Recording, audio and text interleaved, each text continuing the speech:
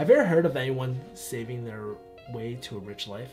I haven't. Even the best frugality tips can't help you if you have no money.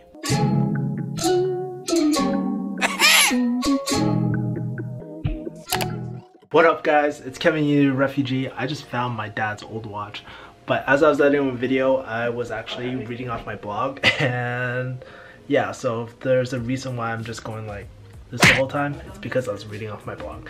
But I think in the future I'll just do more natural type of vlogs, no more reading off the script anymore.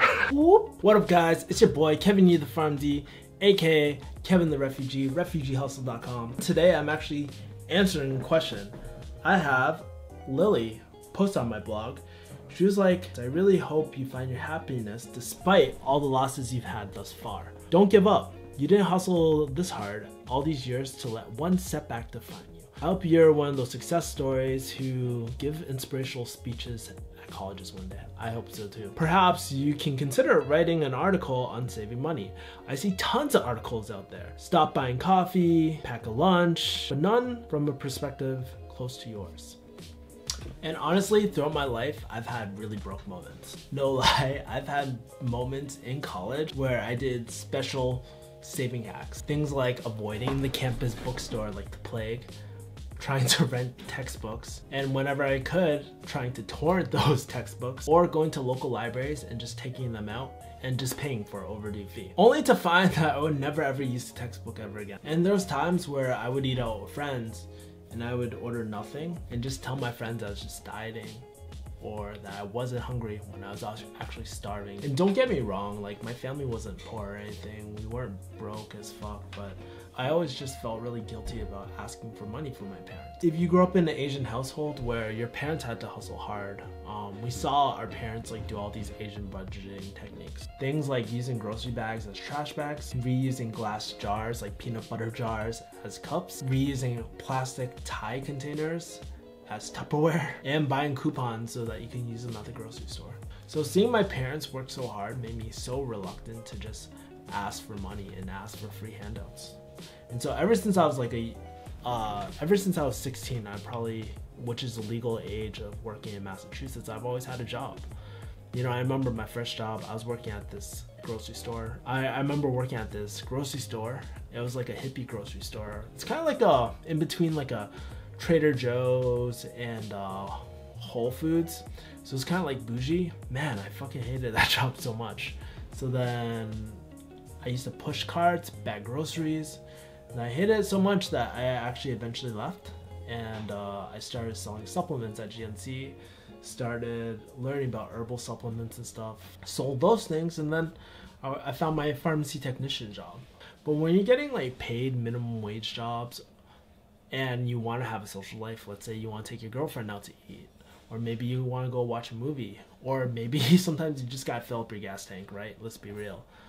Your money disappears hella quick. Next thing you know, your bank account's like shitting the bed. Honestly, I've gone throughout the whole internet trying to look for the best savings tips. I used to follow all those like Maven of saving and stuff like that, but the problem is a lot of these tips aren't really realistic. Sure, you can pack your own lunch. Sure, you can clip coupons. And honestly, there's always pulling cans out of the trash. But honestly, is that the best use of our time every single time? Do we really want to live this way, especially as college students or young people who still want to go out? So today I want to share a better way, something better than just frugality tips. First thing, one of the best tips I ever found online by far was in Ramit's I Will Teach You to Be Rich book. And he talks about the concept of conscious spending. It's basically the concept of cutting out what you don't care about and spending relentlessly on the things that you love. AKA what I call the do I give a fuck about this test. So open up your mint.com account. If you don't have one, make sure to sign up with one. Import all your accounts.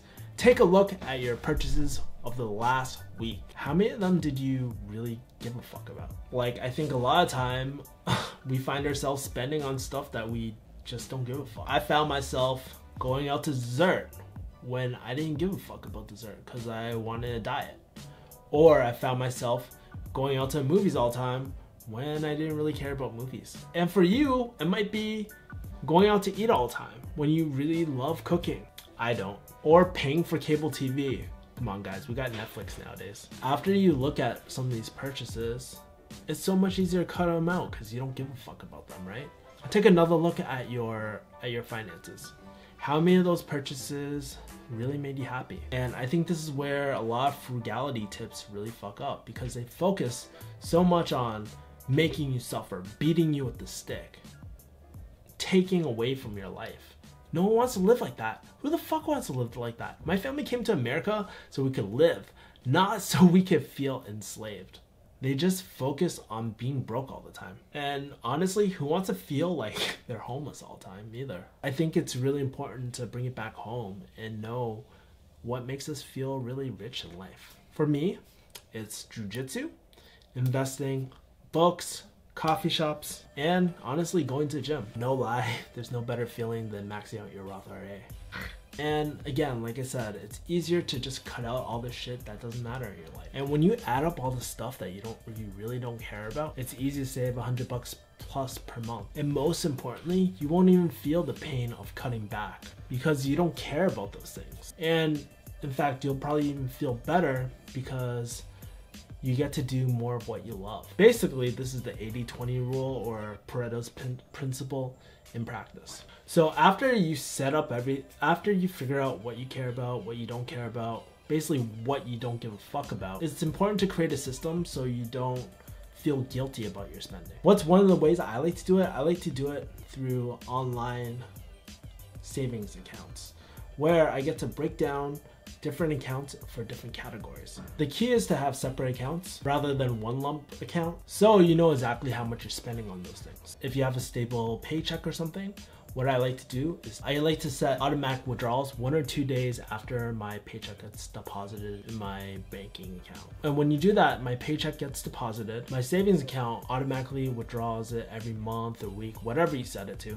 And when I actually use that money on that purchase, all I do, log into app and do it right away. And that's a key. You want to do it right away when you spend. So like when I go get a massage, or if I plan out my vacation, I do it right there and then. So I'm very conscious about what I'm spending, and I know exactly how much I can spend because I've allocated it already. But let's say you don't have any money to begin with. Let's say, hey Kevin, I just don't make enough. And honestly, that's a good point. Sometimes we just don't have the funds, or it's just not really realistic right now. For me, I recently lost my job, but it wasn't really smart to pay for a $150 jujitsu gym every single month. And plus, I'm not gonna stay in Boston that long. The fact was, I still want to do jujitsu and practice, and chances are I can't find a job like that. So I asked myself this question: how can I still practice jujitsu without spending a lot of money? And sometimes I think, you know, the way to find better answers or better solutions is ask better questions. Rather than jump and say, hey, this is impossible, we stop and think, how is this possible? So I went back to my old Kung Fu school, where I'm actually a senior and I don't really have to pay or anything like that. And I decided to drill my 10th Planet Jiu-Jitsu warm-ups with some of the students in the school. It's a win-win solution. Some of the students want to learn grappling, and for me, I get to practice my skills. And sure, it's not the cream of the crop. I'm not training on Mount Olympus or anything like that, but at least I still get to train. Hell, it's not optimal, but it's a pretty damn good compromise. So I actually read this quote in Ray Dalio's book Principles, OG PDF version, not the really nice book because I can't afford that shit yet. But in the book he was saying, and I paraphrase, most problems can be solved with enough discipline and with enough creativity. A lot of times we tend to tell ourselves like, I can't do X because I'm broke, and then we give up. But what if we could reframe the question and ask, how can I do X despite not having money? Maybe you can mop and clean a jiu-jitsu gym in exchange for a membership. Probably not gonna fly out of Gracie School. Or maybe I can pull all my money together with some of my friends so we can buy a Pornhub premium subscription. Or maybe I can buy a really ballin' ass meal and I can split it in half and make it last for 2 meals. Honestly, the possibilities are endless, and honestly, you can thank me for that Pornhub tip. And I think last point that I have you ever heard of anyone saving their way to a rich life? I haven't. At the end of the day, there's 2 ways to have more money. You make more or save more. And to be honest, you can only cut so much. Think about it. There's only so many coupons you can clip. There's only so many cans you can collect per hour. Even the best frugality tips can't help you if you have no money. But when you focus on making more money, there's no limit to that. Think about all the ways you can make more money. You can negotiate at your job. You can open up a business.